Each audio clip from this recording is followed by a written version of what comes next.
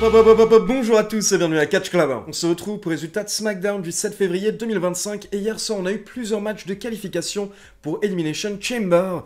On a également eu le droit à un message de la Bloodline et de Jacob Fatu et on a eu un gros retour à la fin du show. Mais d'abord, juste avant le début de SmackDown, on a eu une grosse info qui est tombée sur les réseaux sociaux car on a eu une vidéo de Nick Aldis qui nous annonce qu'il y a eu un dernier transfert du côté de SmackDown juste avant la fin de la fenêtre des transferts et il nous annonce que Drew McIntyre rejoint officiellement le roster de SmackDown. Et donc le show démarre avec le vainqueur du Royal Rumble, Jey Uso fait son entrée, méga réaction de la foule. On peut voir qu'en ligne, il y a des réactions négatives par rapport à la victoire du Jey Uso au Royal Rumble, mais par contre, dans l'arène depuis le Royal Rumble, c'est la folie. Et même, je veux dire, ces derniers mois en général, c'est la folie pour Jey Uso. Donc il fait son entrée sur le ring, tout le monde a yité. Et les gens étaient tellement chauds qu'il a dû relancer sa musique, comme lundi dernier lors de Raw, pour vraiment fêter avec la foule. Jey Uso nous explique qu'il a reçu une semaine incroyable, il a reçu tellement d'amour de la part de sa famille, de la part de ses amis, et également de la part des fans. Et il nous rappelle que bien entendu lundi il a eu un face-à-face avec Gunther, donc maintenant il nous dit qu'il est temps d'avoir un face-à-face avec le champion de SmackDown et il demande à tout le monde d'accueillir Cody Rhodes. Cody monte sur le ring et donc là il commence à discuter et Jey Uso nous dit qu'il doit faire un choix, il doit décider s'il veut affronter Cody Rhodes à WrestleMania cette année ou s'il veut se tenir aux côtés de Cody Rhodes à la fin du show, avec Cody en tant que champion Undisputed et Jey Uso en tant que champion World Heavyweight. Donc Jey nous dit que c'est une décision très difficile à prendre. Et là, vous avez Cody qui répond en disant qu'il est incroyablement fier et il est heureux pour Jey Uso. Et il nous rappelle tous les grands moments qu'il a eu avec Jey, notamment le fait qu'ils étaient champions par équipe. Mais derrière, Cody parle également de lui-même. Et il explique que pour que son histoire soit complétée, pour que son règne soit complet, il doit aller à WrestleMania et remporter son match. Il doit conserver le titre à WrestleMania 41.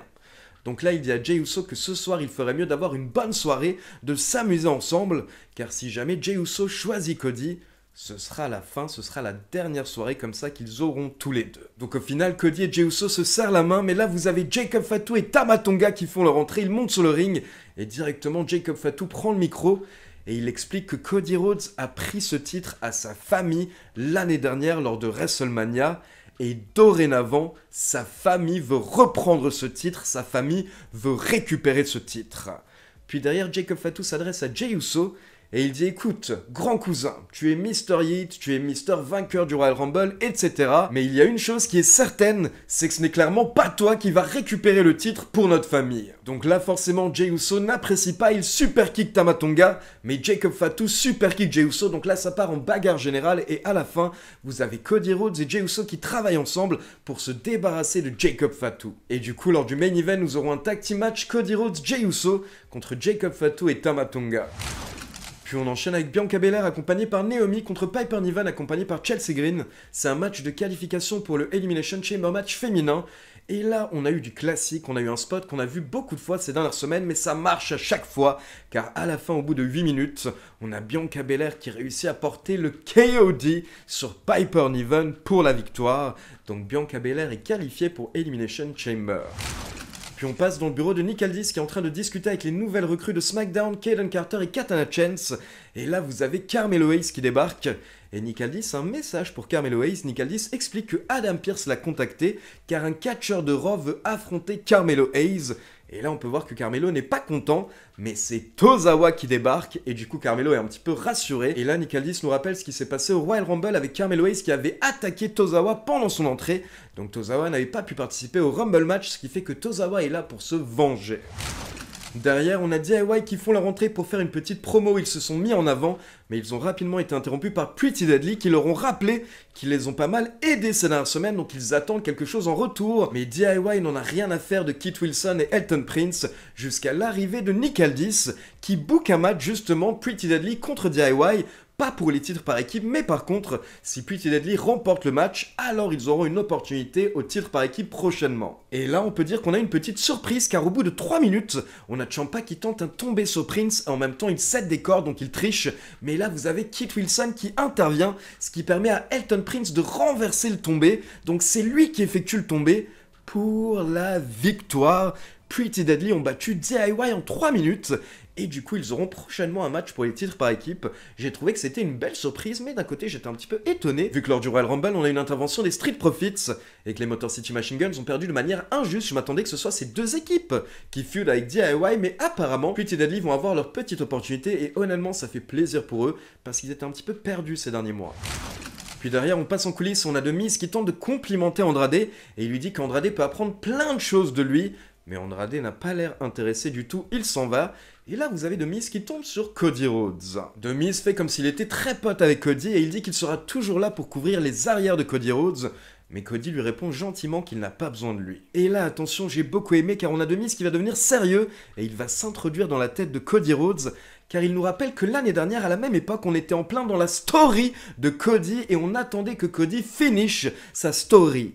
Mais cette année, dorénavant, c'est la story de Jey Uso, et The Miz nous dit qu'il était là au début du show, il a entendu les fans, et dorénavant, tous les fans sont derrière Jey Uso. Donc The Miz se demande si Jey choisit Cody, est-ce que Cody et Jey seront toujours amis? Et là, on peut voir Cody qui a écouté attentivement The Miz, et il se met un petit peu à réfléchir. On peut voir un Cody qui doute un petit peu, et on peut voir que les mots du Miz l'ont touché, on va dire. Et donc là, je pense que vous l'avez tous compris, c'est la WWE qui joue avec nous, et qui nous tease un potentiel heel turn de Cody Rhodes, sachant que beaucoup de fans souhaitent voir Cody en tant que heel. Bah là, clairement, hier soir, on a senti qu'en gros, la WWE voulait qu'on se pose la question, si jamais Jey Uso choisit Cody, est-ce que Cody va turn, et est-ce que Cody va péter un câble? Puis on enchaîne avec Drew McIntyre qui fait son entrée directement, il nous dit que Raw peut aller se faire voir, il est de retour à SmackDown, puis il nous parle de sa semaine. Il nous rappelle qu'il s'est fait éliminer lors du Royal Rumble et il nous dit que quand il est retourné en coulisses, il était très énervé.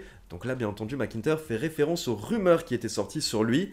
Et derrière, il nous dit qu'il est rentré chez lui, il a dormi. Et le lendemain matin, il s'est réveillé dans son grand lit, dans sa grande maison, à côté de sa magnifique femme. Et là, il a eu une vision, il a eu un moment de clarté. Et il a compris que la raison pour laquelle il était tellement énervé, c'est parce qu'il était dans un environnement toxique du côté de Raw. McIntyre nous dit qu'il s'est réveillé, il s'est regardé dans la glace et il s'est rappelé à quel point il était musclé et beau gosse. Et donc il a quitté Raw pour venir à SmackDown où Nick Aldis lui a promis qu'il n'aura pas à dealer avec toutes ces conneries, tout ce bullshit. Mais surtout, McIntyre nous fait comprendre qu'il est à SmackDown pour le titre WWE, mais là il est interrompu par Jimmy Uso, qui fait son entrée directement. Il se moque de McIntyre en disant qu'il en a marre d'écouter McIntyre qui se plaint sans arrêt de s'être fait voler ci, de s'être fait voler ça, alors que la vérité, c'est juste que McIntyre a perdu. Et Jimmy insiste sur le fait que McIntyre n'aura pas toutes les opportunités qu'il souhaite, il devra mériter ses opportunités comme les autres. Et là, McIntyre répond en nous disant qu'il y a 2 semaines, il se serait énervé, mais dorénavant, il est un autre homme, il a changé, donc il répond « Écoute, il n'y a pas de souci, je veux dire Jimmy ». Donc bien entendu, McIntyre a fait exprès de confondre les noms, et il nous dit que ça fait 20 ans qu'il connaît les frères, mais jusqu'à aujourd'hui, il a encore du mal à différencier Jimmy de Jay. Et là, il dit à Jimmy, tu sais, c'est dommage, parce que tu es aussi talentueux que Jey Uso, vous avez le même talent.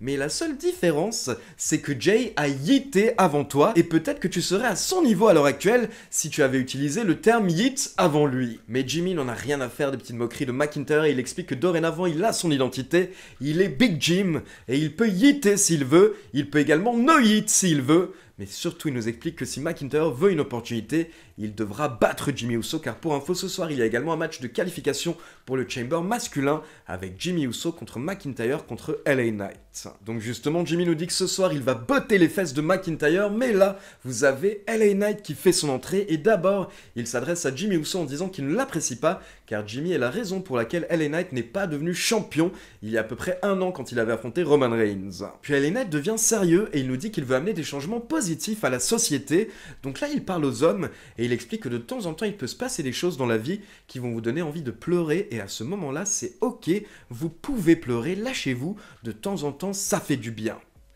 Mais derrière, LA Knight ajoute également qu'il y a une ligne à ne pas dépasser, faut pas non plus pleurer tout le temps, et c'est le cas de Drew McIntyre qui n'arrête pas de pleurnicher. D'ailleurs, ce n'est plus Drew McIntyre, mais c'est Drew McIntyre. Donc LA Knight nous dit qu'il n'en peut plus de McIntyre qui pleure semaine après semaine comme un bébé, et ce soir, il nous dit qu'il va également s'occuper de lui.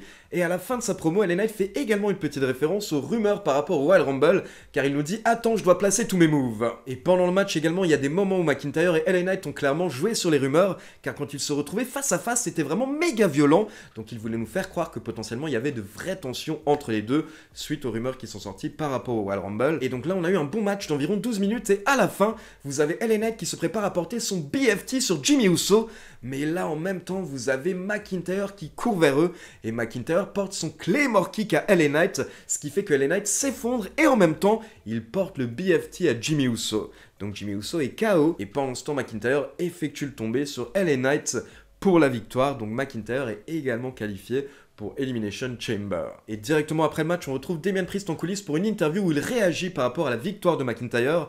On rappelle qu'il y a des rumeurs par rapport à une potentielle rivalité entre Damien Priest et McIntyre pour WrestleMania. Et donc Damien Priest nous dit qu'il va éliminer McIntyre du Chamber match. Sauf que là, vous avez Braun Strowman qui intervient et il dit que Damien Priest est bien sûr de lui, alors que pour le moment, il n'est même pas encore qualifié pour le Chamber match. Et pour se qualifier, il va devoir affronter deux des plus gros monstres de la WWE. En effet, la semaine prochaine, on aura un match de qualification avec Damien Priest contre Braun Strowman contre Jacob Fatu. Puis derrière, on a une petite vidéo qui nous rappelle ce qui s'est passé lundi lors de Raw avec l'attaque de Kevin Owens sur Sami Zayn. Et Kevin Owens qui lui a apporté le package piledriver, donc les commentateurs nous précisent que Sami Zayn est blessé, il sera absent quelques temps. Et derrière, on retrouve Kevin Owens dans sa voiture pour les explications, on va dire, de Kevin Owens. Kevin Owens explique qu'il a fait ça à Sami Zayn, car samedi dernier, lors du Royal Rumble, Cody était en train de s'acharner sur KO, et Sami n'a rien fait. Sami était là au bord du ring, et il n'a rien fait pour aider son meilleur ami, alors que quelques minutes plus tard, lors du Royal Rumble match, que voit Kevin Owens? Sami Zayn fait son entrée et directement, il va aider Roman Reigns, qui était en danger et qui pouvait se faire éliminer. Donc Kevin Owens ne comprend pas. Kevin Owens dit que Sami Zayn est un ami horrible et un être humain dégueulasse. Et Kevin Owens ne va jamais l'excuser, mais par contre, il va le faire payer. Alors encore une fois, une excellente promo de Kevin Owens, et surtout, encore une fois, ses arguments se tiennent totalement, et on peut totalement comprendre son point de vue, on peut comprendre le fait qu'il n'est pas apprécié, que Sami Zayn ne l'aide pas, et un peu plus tard, Sami Zayn va aider Roman Reigns. Encore une fois, on comprend le fait que KO se sent trahi. Ensuite, on a Carmelo Hayes qui a battu Tozawa en 7 minutes assez facilement, et après le match, on retrouve Tozawa en coulisses qui n'est pas bien. Donc là, vous avez R-Truth qui l'aide à marcher, mais d'un coup, R-Truth le laisse tomber quand il voit Jey Uso. Donc il va faire un câlin à Jey, et là il dit qu'il est tellement heureux pour Jey car il a toujours trouvé que Jey était un petit peu comme un roi, comme un king, et donc il est tellement content que Jey ait remporté le King of the Ring. Et donc là, vous avez Jey qui tente d'expliquer à R-Truth que non, il n'a pas remporté le King of the Ring, il a remporté le Royal Rumble. Puis R-Truth s'en va pour s'occuper de Tozawa, et là vous avez Cody qui vient voir Jey. Et encore une fois, vous avez Jey qui dit qu'il ne sait pas à l'heure actuelle quel choix il va faire. Et d'un côté, il aimerait bien affronter Cody à WrestleMania, mais d'un autre côté, il a des comptes à régler avec Gunther. Donc Jey Uso doit encore réfléchir, mais surtout, encore une fois, à la fin du segment, on peut voir dans le regard de Cody qu'il se passe quelque chose, et que Cody est en train de réfléchir à ce qui pourrait se passer si Jey Uso le choisit. Puis on enchaîne avec Charlotte Flair qui fait son entrée, elle fait une petite promo où elle se met en avant, puis derrière elle nous rappelle que lundi elle était à Raw, elle a confronté Rhea Ripley, puis mardi elle était à NXT pour confronter Julia, et donc ce soir elle est là pour voir Tiffany Stratton et directement la championne de SmackDown fait son entrée. Tiffany Stratton monte sur le ring et directement elle complimente Charlotte Flair par rapport à son retour, elle explique qu'elle est très fan de Charlotte et qu'elle avait peur justement de ce que la WWE pourrait devenir sans Charlotte Flair, et justement à ce moment-là Charlotte s'est blessée, et personne n'en avait plus rien à faire au bout de 24 heures, tout le monde l'avait oublié. Mais là, vous avez Charlotte qui n'en a rien à faire, elle répond avec son air méga hautain, et elle dit à Tiffany Stratton « Tu parles quand je te donne l'autorisation de parler ». Mais forcément, ça énerve encore plus Tiffany Stratton qui explique que depuis ses débuts, on n'arrête pas de la comparer à Charlotte Flair et on dit qu'elle est la nouvelle Charlotte Flair. Donc justement, elle supplie Charlotte de la choisir pour WrestleMania, pour que Tiffany Stratton puisse prouver à tout le monde qu'elle n'est pas la future Charlotte Flair, mais elle est tout simplement Tiffany Stratton et c'est elle le présent de la WWE. Mais là, encore une fois, Charlotte Flair se moque de la championne en disant que lundi, quand elle était face à Rhea Ripley, elle était face à un enfant, mais là, elle est littéralement face à un bébé qui la supplie d'avoir son match. Et Charlotte Flair nous dit que si Tiffany Stratton veut vraiment son match, alors elle devra se mettre à genoux et vraiment supplier. Mais là, elles sont interrompues par Nia Jax qui fait son entrée avec Candice. Et Nia Jax nous explique que les deux catcheuses dans le ring sont un petit peu peut-être en train de s'emballer, car Nia Jax est allée voir Nick Aldis, et elle aura un match pour le titre contre Tiffany Stratton la semaine prochaine lors de SmackDown. Donc en soi, peut-être que Tiffany Stratton ne sera même pas à WrestleMania cette année. Et donc Nia Jax fait clairement comprendre à Charlotte Flair que si jamais elle veut le titre de SmackDown, c'est elle qu'elle devra battre. Et Charlotte Flair dit ok, les choses deviennent intéressantes, donc je vais suivre ce qui va se passer. Et là, vous avez Alexa Bliss qui fait son entrée pour un nouveau match de qualification pour Elimination Chamber face à Candice LeRae. Et assez logiquement, c'est Alexa Bliss qui a remporté le match au bout d'environ 10 minutes avec son Abigail DDT. Donc Alexa Bliss se qualifie pour Elimination Chamber. Par contre, encore une fois, petite remarque que j'avais déjà faite lundi lors de Raw, mais pendant ce match, la foule était totalement morte, et du coup, mais ça gâche tellement le spectacle. Et petite précision importante, pendant le match d'Alexa Bliss, on a eu des bugs à l'écran, on a eu des glitches, et habituellement les glitches bien entendu c'est par rapport aux Wyatt Six, donc il pourrait potentiellement se passer quelque chose entre Bliss et les Wyatt Six. Puis on retourne en coulisses pour un petit segment avec Chelsea Green et Piper Niven, et là en gros on peut voir toutes les ennemies de Chelsea Green, donc on a Michin, B-Fab et Zelina Vega, ce qui fait qu'à la fin du segment Chelsea Green répète à Piper Niven qu'elles ont besoin d'encore plus de sécurité. Puis derrière on a également une petite vignette des Street Profits qui se sont expliqués, et ils ont dit que tout ceci est arrivé à DIY lors du Royal Rumble, parce qu'ils se sont fait voler leur opportunité au titre par équipe. On avait vraiment une autre vibe, on va dire une autre ambiance de la part des Street Profits hier soir. Et petite précision au passage par rapport à Angelo Dawkins, il faut savoir qu'il a subi une petite opération au niveau du genou ces dernières semaines, mais apparemment ce n'était rien de grave et il pourra rapidement remonter sur les rings. Et après la vignette des Street Profits, on a une petite interview des Motor City Machine Guns qui nous disent que lors du Royal Rumble, ils allaient gagner, ils se sont fait voler la victoire. Puis derrière, vous avez Legado del Fantasma qui sont venus les confronter et donc ils se sont mis d'accord pour un match entre les Motor City Machine Guns et Los Garza la semaine prochaine. Et donc on passe au main event avec Cody Rhodes et Jey Uso contre Tama Tonga et Jacob Fatu. Et au bout d'une dizaine de minutes, vous avez la Bloodline qui est en train de dominer dans le ring. Et là, Tama Tonga tient Cody Rhodes pendant que Jacob Fatu s'élance dans les cordes.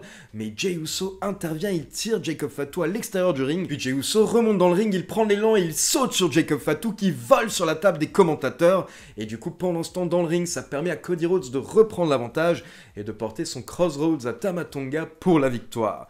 Donc Cody est en train de célébrer à la fin du show, mais d'un coup, vous avez quelqu'un qui débarque avec une capuche et qui attaque Cody Rhodes. Et en fait, c'est Solo Sikoa, Solo qui est de retour et qui porte son Samoan Spike à Cody pour la fin du show. Allez, on enchaîne avec l'avis de Pierre, puis ma conclusion. On commence le show avec Cody Rhodes et Jey Uso qui sont sur le ring et ils sont vite rejoints par Jacob Fatu et Tama Tonga. Jacob et Tama Tonga nous disent qu'ils veulent récupérer le titre de Cody Rhodes. Et bien, c'est reparti! Cody contre les Samoans en partie 954, on recommence! On a juste une petite pause avec une belle rivalité contre Kevin Owens, mais la WWE a décidé de repartir là-dedans. On ressort la carte Joker des Samoans face à Cody Rhodes, il en a marre, je pense, un petit peu.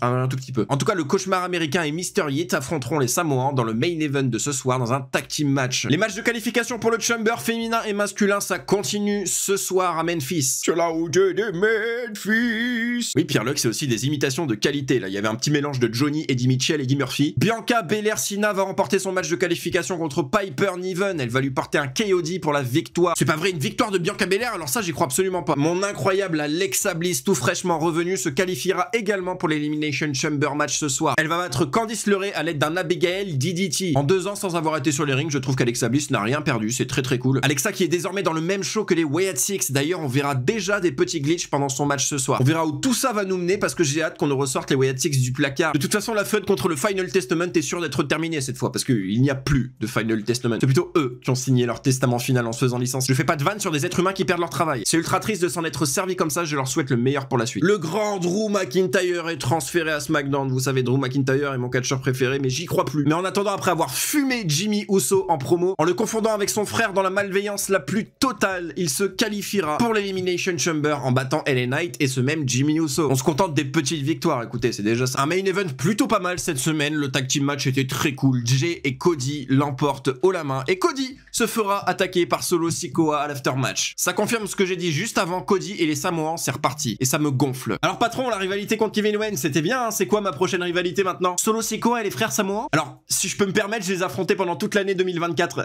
J'aimerais bien changer un petit peu, non?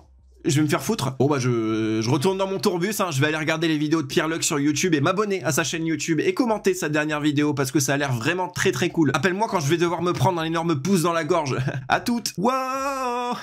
C'était un épisode de SmackDown assez cool, je donnerai la note de 6 sur 10. On prépare bien l'Elimination Chamber, on sent que c'est un PLE important cette année. C'est vrai que ces dernières années, on avait plutôt l'impression que ça les emmerdait de booker ce show plutôt qu'autre chose. Alors que là, vu comment c'est parti, ça a l'air d'avoir une véritable importance dans la route vers WrestleMania et j'adore. Parce que le Chamber, c'est l'un de mes PLE préférés. Carmelo qui fait contre Tozawa, c'était plutôt inattendu. Qu'est-ce que vous voulez que je vous dise de plus? Petite mention pour l'apparition de Damian Priest dans les backstage. Vu ce qu'il a dit en interview, on a l'air de se diriger vers une rivalité Damian Priest-Drew McIntyre. On méritait un match important pour Drew McIntyre, un match pour le titre, mais finalement après la merveilleuse année 2024 que Drew McIntyre nous a offert, il va se retrouver à affronter l'Undertaker en lycra dans un match en milieu de carte à WrestleMania dans la nuit 1 probablement. Je vous conseille de ne pas être fan de Drew McIntyre, c'est très dur, ça fait très mal. Qu'en est-il de la suite? J'ai hâte de connaître toutes les participantes au Chamber féminin. Quant au Chamber masculin, j'ai hâte également, mais on sait tous que John Cena va l'emporter. Pas vraiment de surprise pour ce PLE par rapport au Royal Rumble. Quant à moi, vous pouvez toujours me rejoindre sur mes réseaux qui sont juste là. J'ai plus qu'à vous dire merci à tous, à la prochaine, merci Ali et vive le catch. Alors perso, déjà par rapport à Jey Uso et Cody, j'ai vraiment aimé ce que la WWE a fait pendant la soirée, car comme je vous l'ai dit, ils ont joué par rapport aux rumeurs de heel turn qu'il y a autour de Cody, et ils nous ont mis l'idée dans la tête hier soir lors de SmackDown que Cody pourrait potentiellement heel turn si jamais Jey Uso le choisit. Donc maintenant ça donne encore plus de suspense, on va dire, autour du choix de Jey Uso. Est-ce qu'il va choisir Cody? Est-ce qu'il va choisir Gunther? À l'heure actuelle, tout est encore possible, même si je vous avoue que j'ai plutôt l'impression qu'il va tout de même choisir Gunther au final. À côté de ça, je le répète, mais j'ai beaucoup aimé les explications de Kevin Owens par rapport à son attaque sur Sami Zayn. Kevin Owens, encore une fois, avait l'air de croire ce qu'il dit, et quand tu l'écoutes, en soi, t'as un peu envie d'être de son côté, parce que le pauvre, t'as l'impression qu'il se fait trahir par tous ses amis quand tu l'écoutes, que ce soit Cody, Randy Orton et maintenant Sami Zayn. Puis au niveau des matchs de qualification pour Elimination Chamber, alors déjà du côté féminin, la WWE a choisi les choix les plus logiques, on va dire les plus grandes stars, avec Bianca Belair et Alexa Bliss.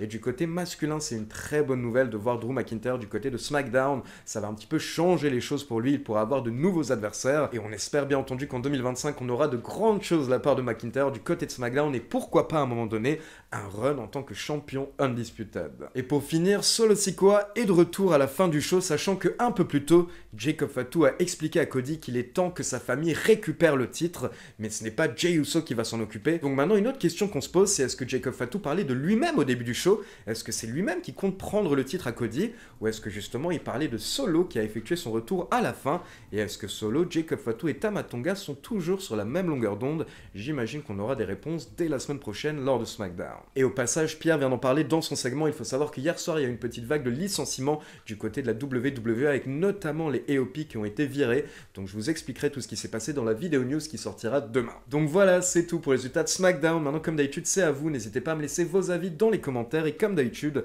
n'oubliez pas de liker la vidéo, de vous abonner à la chaîne et de cliquer sur la petite cloche pour être informé de la sortie des prochaines vidéos. Ciao tout le monde!